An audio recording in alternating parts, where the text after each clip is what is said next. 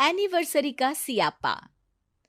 अनीता और रोहित की 5th marriage anniversary होती है, जिस पर वो दोनों रात को रेस्टोरेंट में डिनर के लिए जा रहे होते हैं कि तभी उनके दोस्त अविनाश और नम्रता केक लेकर उनके घर पहुंच जाते हैं। Happy anniversary. वैसे तुम लोगों ने तो हमें बुलाया ही नहीं। पर हमने सोचा कि दोस्त तो अपनी ही है, इसलिए केक लेकर आ गए। लेकिन तुम्हें देखकर लगता है कि कहीं जा रहे हो, तो हम भी चलते हैं। अरे कुछ नहीं होता, रुको, चाय पानी तो बनता है। देखा, मैंने कहा था ना, टाइम पर नहीं जाते हैं, वरना ये दोनों चाय पानी या डिनर किसी न किसी बहाने से रोकने की कोशिश करेंगे ही। बेबी, हमें आना ही नहीं चाहिए था। चलो चलते हैं, इनका दिन है, एंजॉय करने दो। वहां रुकने और जाने की बहस चल ही रही होती है कि अनीता अचानक चिल्लाते हुए बोलती है, चुपचाप बैठ जाओ। जिसे सुन सब एक झटके में सोफे पर बैठ जाते हैं। अब सारे साथ तो बैठे होते हैं, लेकिन उनके बीच ऑकवर्ड साइलेंस बन जाता है, जिसे तोड़ने की कोशिश करते हुए एक बार फिर अविनाश और नम्रता बोलना शुरू करते हैं। तो फिर आज इस जोड़ी ने एक दूसरे को क्या क्या गिफ्ट्स दिए? रोहित को जब जो चाहिए होता है मांग लेता है, और इस साल उसे कुछ नहीं चाहिए था, इसलिए उसका गिफ्ट अभी बाकी है।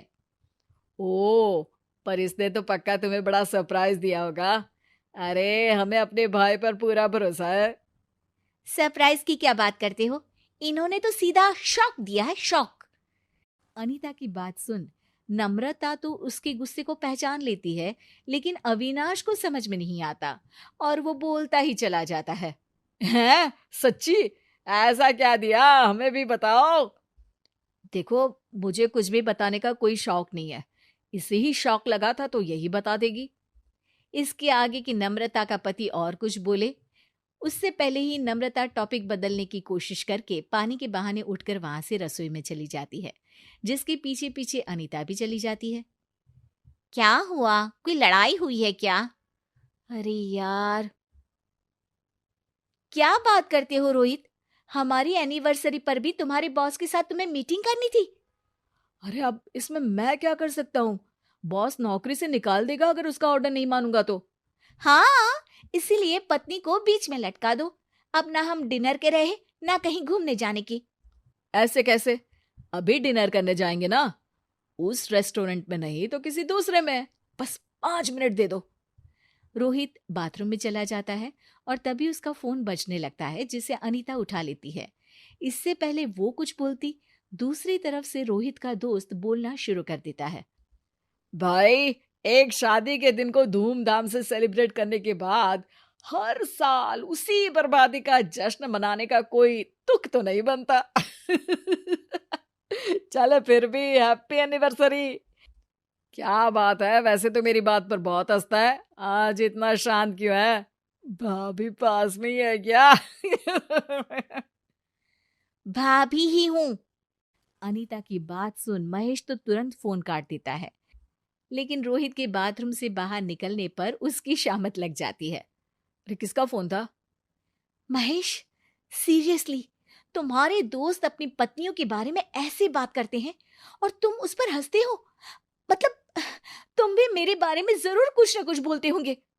अरे वो तो ऐसा ही है, लड़कों की बात है, मजाक मस्ती करते रहते हैं, इसमें मेरी क्या गलती? मैं तो इसमें कुछ नहीं बोलता।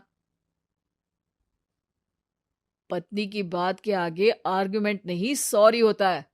अरे मैं क्यों सॉरी बोलूं? मेरी कोई गलती नहीं है।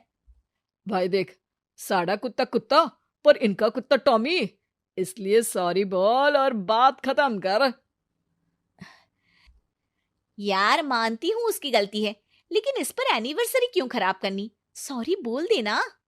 मैं सॉरी क्यों बोलूं? मेरी क्या गलती? इसी तरह दोनों तरफ बहुत देर तक सॉरी कौन बोलेगा, इसका डिसीजन चलता रहता है।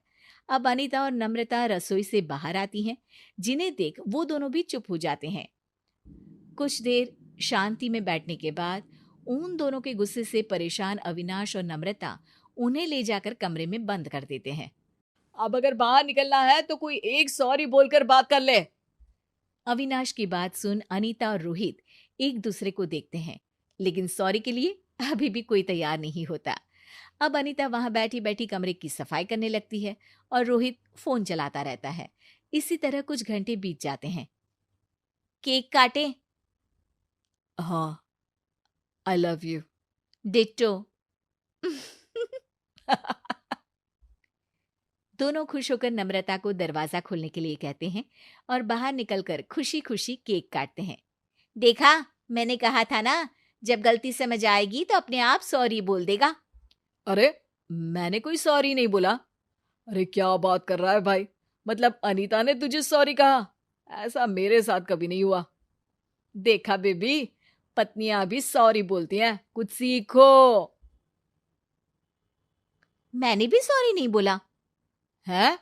बिना किसी के सॉरी बोले प्रॉब्लम सॉल्व कैसे हो गई?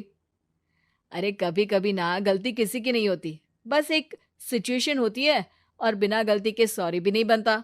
रही बात सिचुएशन की, तो उसमें बस अपना प्यार याद रखो, सब ठीक हो जाएगा। वाह, इसे कहते हैं सच्चा प्यार। अरे कल तक तो हर बात पर मेरा सॉरी बोलना तुम्हारे लिए सच्चा प्यार था। उसके बारे में घर जाकर डिसाइड करते हैं।